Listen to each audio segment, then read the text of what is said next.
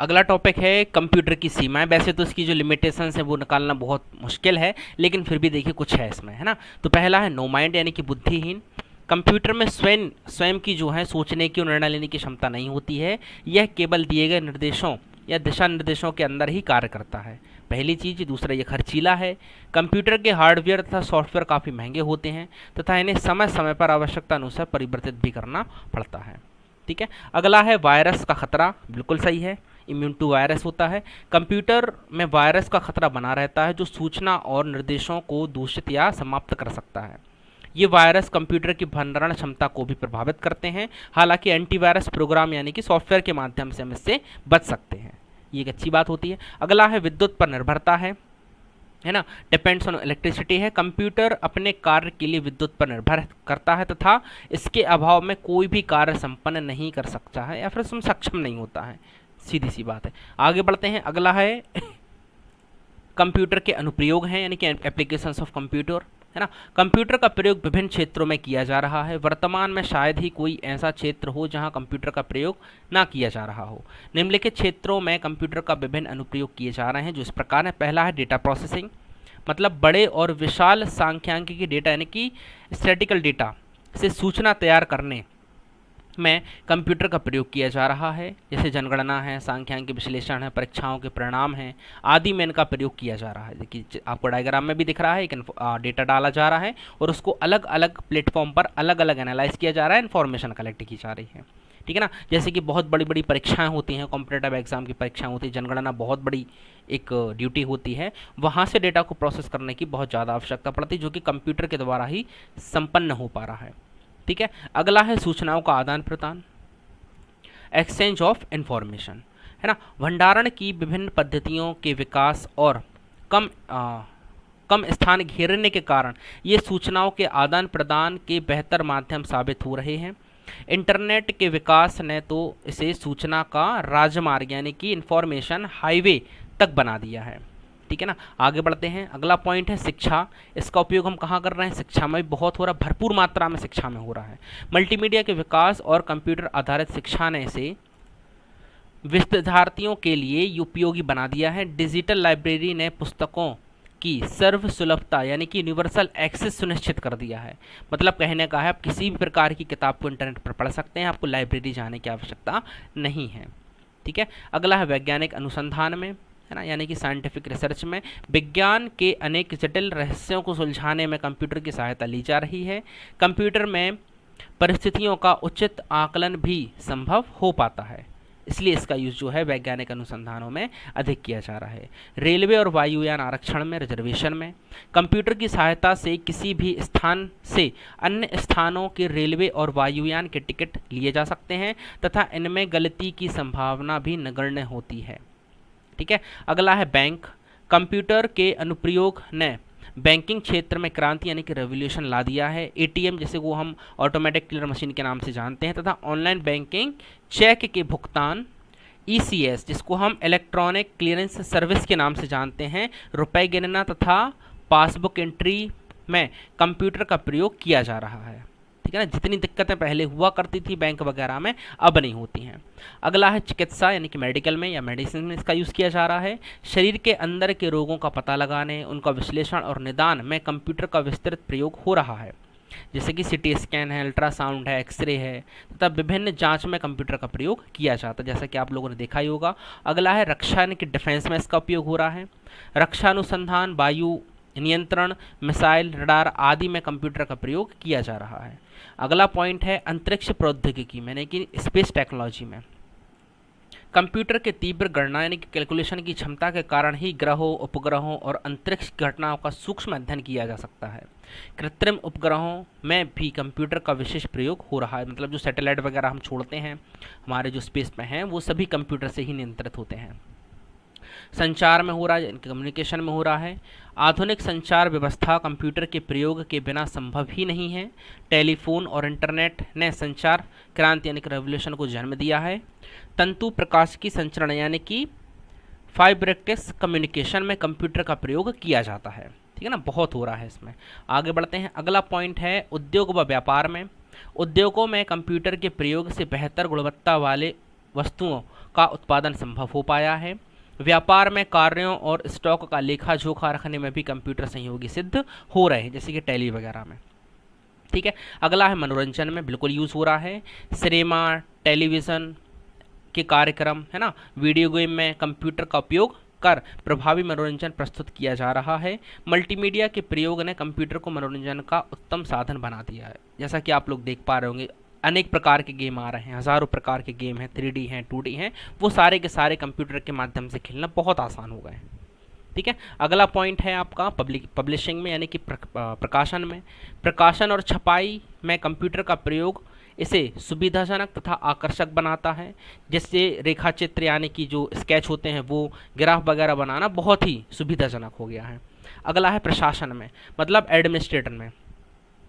Administration में कैसे use होगा? प्रशासन में पारदर्शिता लाने, सरकार के कार्यों को जनता तक पहुंचाने तथा विभिन्न प्रशासनिक तंत्रों में बेहतर तालमेल के लिए ई प्रशासन यानी कि ई गवर्नेंस का उपयोग कंप्यूटर की सहायता से ही संभव हो पाया है। मतलब अब गवर्नमेंट की जितनी भी योजनाएं हैं, कार्य हैं, वो सारे के सारे ऑनलाइन पोर्टल्स वगैरह के ऊपर देखे जा सकते हैं, हम देख सकते हैं। अगला है डिजिटल पुस्तकालय, जिसकी अभी अपन थोड़ी देर पहले बात कर रहे थे। डिजिटल लाइब्रेरी जिसको कहते हैं, पुस्तकों के अंकीय स्वरूपन प्रदान कर उन्हें अत्यंत कम स्थान में अधिक समय के लिए सुरक्षित रखा जा सकता है। इसे इंटरनेट से जोड़ देने पर किसी भी स्थान से पुस्तकालय में संग्रहित पुस्तक को प्राप्त किया जा सकता है। बिल्कुल सही है ना। तो ये थे इसके पॉइंट, जो 15 हमने पढ़े हैं, जो इसकी क्या है, काम करने के एरिया हैं, यानी कि अनुप्रयोग है कंप्यूटर के। आगे देखिएगा, अगला पॉइंट है हमारा कंप्यूटर के अनुप्रयोग के प्रभाव, मतलब इम्पैक्ट ऑफ कंप्यूटरेशन। ठीक है ना, इनसे जो है कंप्यूटर के जो अनुप्रयोग यानी कि हम इनका जो यूज करते हैं, वो यूज करने के फ़ायदे क्या हैं, ये वो बता रहा है। ठीक है, तो सबसे पहला तो समय की बचत है, बिल्कुल सही है। चूँकि कंप्यूटर के कार्य करने की गति अत्यंत तीव्र होती है, अतः मनुष्य द्वारा एक साल में पूरा किए जाने वाले कार्यों को कंप्यूटर की सहायता से कुछ ही मिनटों में खत्म किया जा सकता है। बिल्कुल सही है। ठीक है, अगला पॉइंट है त्रुटि रहित कार्य। कंप्यूटर के प्रयोग से कार्य में त्रुटि यानी कि एरर की संभावना नगण्य होती है। जो त्रुटि होती भी है ना, वह गलत डेटा या गलत प्रोग्राम का परिणाम होता है, जिसे पहचान कर हम सही बाद में कर सकते हैं। फिर कार्य की गुणवत्ता, चूँकि कंप्यूटर हर बार जो है समान गुणवत्ता से कार्य करता है, अतः बार बार एक ही कार्य को करने के पश्चात भी उत्पादन की क्वालिटी पर कोई असर नहीं पड़ता है। ठीक है, अगर जैसे वही एक काम मनुष्य को दे दिया जाए बार बार करने के लिए, तो बोर हो जाएगा, है ना। तो जिस लगन के साथ उसने पहला काम किया था, उस लगन के साथ वो दूसरा काम नहीं करेगा, तीसरा काम नहीं करेगा। लेकिन कंप्यूटर के साथ ऐसा नहीं है। कंप्यूटर पहले काम को जिस लगन के साथ करेगा, उसी के साथ वो लास्ट काम को भी करेगा। ठीक है, अगला है कागज़ की बचत। डेटा संग्रहण के इलेक्ट्रॉनिक विधियों के उपयोग और उनकी विशाल भंडारण क्षमता के कारण कंप्यूटर के प्रयोग से कागज की बचत संभव हो पाती है। बिल्कुल सही है। बेरोजगारी की बात करेंगे, यह कंप्यूटर के विस्तृत अनुप्रयोग का एक नकारात्मक प्रभाव है। एक कंप्यूटर द्वारा सैकड़ों लोगों का कार्य किया जा सकता है, जिससे लोगों की जीविका पर प्रभाव पड़ता है। ठीक है ना, इसका माइनस पॉइंट भी है, परंतु वैकल्पिक व्यवस्था और समुचित यानी कि प्रॉपर विकास द्वारा इस पर काबू किया जा सकता है। दूसरी तरफ कंप्यूटर से संबंधित क्षेत्रों में रोजगार का सृजन भी किया जा सकता है। ठीक है, तो कंप्यूटर सीख लेने के बाद आपके पास बहुत सारी अपॉर्चुनिटीज़ होती हैं। आज का युग कंप्यूटर युग ही है। ठीक है ना, तो इसको अपन जो है कंप्यूटर एज भी कह सकते हैं। आगे बढ़ते हैं, अगला टॉपिक है कंप्यूटर साक्षरता, यानी कि कंप्यूटर लिटरेसी क्या कहलाती है। कंप्यूटर साक्षरता का अर्थ है कंप्यूटर और संबंधित तकनीक का दैनिक जीवन में उपयोग कर पाने में सक्षम होना।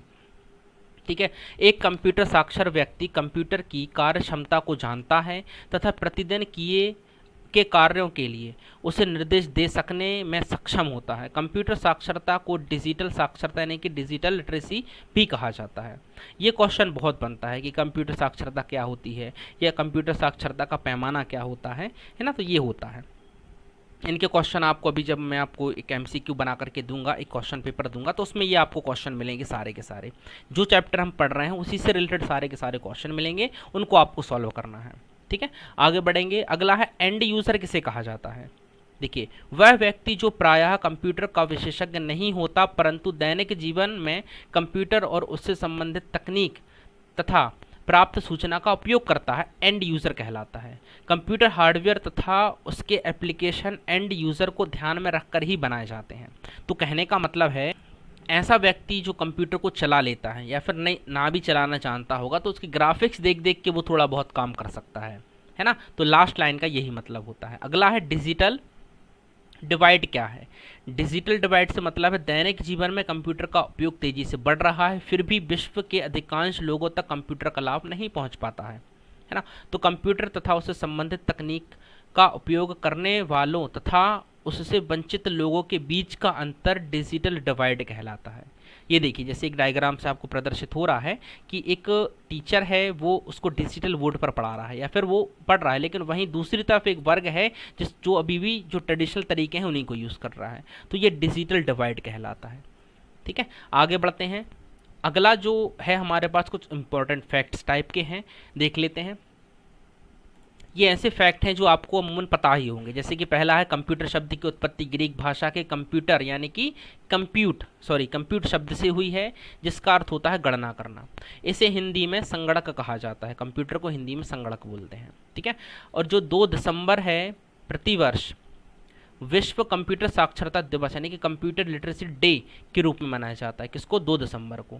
भारत में कंप्यूटर का प्रथम प्रयोग 16 अगस्त 1986 को बेंगलुरु के प्रधान डाकघर में किया गया, जबकि भारत का प्रथम पूर्ण कंप्यूटरीकृत डाकघर जो है वो दिल्ली में है। अगला फैक्ट है भारत में पहला कंप्यूटर भारतीय सांख्यिकी संस्था इंडियन स्टैटिस्टिकल इंस्टीट्यूट कलकत्ता में सन 1956 में स्थापित किया गया था। ठीक है, अगला पॉइंट है हर क्षेत्र में कंप्यूटर के बृहद अनुप्रयोग के कारण आधुनिक युग को कंप्यूटर युग यानी कि कंप्यूटर एज की संख्या दी जाती है तथा कंप्यूटर आधारित सूचना तकनीकी को इंफॉर्मेशन टेक्नोलॉजी कहा जाता है। जो भी कंप्यूटर के द्वारा काम किया जा रहा है उसको आईटी के सेक्टर में रखा जाता है। आईटी सेक्टर आपने नाम सुना होगा, उसको इंफॉर्मेशन टेक्नोलॉजी ही कहते हैं। क्लियर है? तो ये थे कुछ हमारे पास जो बेसिक तथ्य हैं, बेसिक जो नॉलेज है। कंप्यूटर का जो पहला चैप्टर है ये हमारा ख़त्म हो चुका है। इससे रिलेटेड जितने भी क्वेश्चन हो सकते हैं, पॉसिबल हो सकते हैं, वो आपको आपके डिस्क्रिप्शन में लिंक के रूप में मिल जाएंगे या फिर वहीं डिस्क्रिप्शन में टेलीग्राम का ग्रुप का लिंक भी पड़ा हुआ है, वहाँ जा कर के भी आप जो है हमारा ग्रुप ज्वाइन कर सकते हैं और वहाँ इसका पूरा PDF आपको मिल जाएगा। जो भी हम यहाँ पढ़ेंगे उसका PDF आपको दूसरे दिन उस ग्रुप के अंदर मिल जाया करेगा। ठीक है, और हर प्रकार का लिंक आपको वहाँ मिलेगा, हर प्रकार का नॉलेज आपको वहाँ मिलेगा, इन्फॉर्मेशन आपको वहाँ मिलेगा। ठीक है, तो बने रहिएगा हमारे साथ। मिलते हैं अगले चैप्टर में अगली इन्फॉर्मेशन के साथ, अगले पेपर के साथ। तब तक के लिए जय हिंद, जय भारत।